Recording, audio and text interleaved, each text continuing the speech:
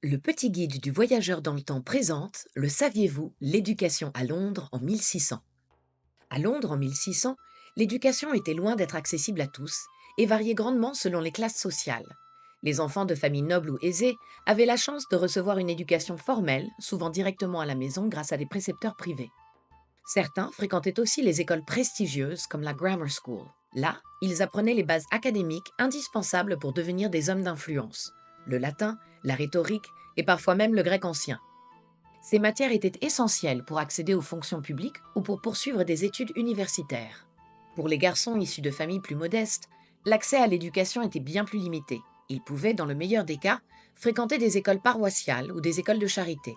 Là, on leur enseignait les bases de la lecture, de l'écriture et du calcul. Mais l'objectif n'était pas de former des érudits.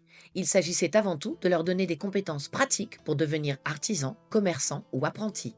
D'ailleurs, beaucoup d'entre eux n'avaient pas la chance de poursuivre longtemps leur scolarité car le besoin de main-d'œuvre dans la famille prenait souvent le dessus.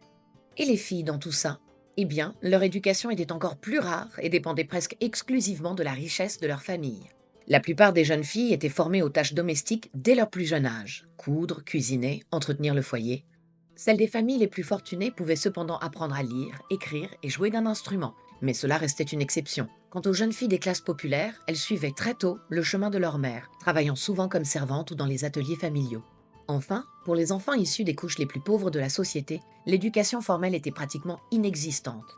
La priorité était de subvenir aux besoins quotidiens, ce qui signifiait travailler dès leur plus jeune âge dans les champs, les ateliers ou comme petits apprentis. Les savoir-faire se transmettaient alors directement de génération en génération, sans passer par les bancs d'école. Si vous souhaitez en savoir plus sur Londres en 1600, rejoignez l'aventure du petit guide du voyageur dans le temps en vous abonnant et en partageant.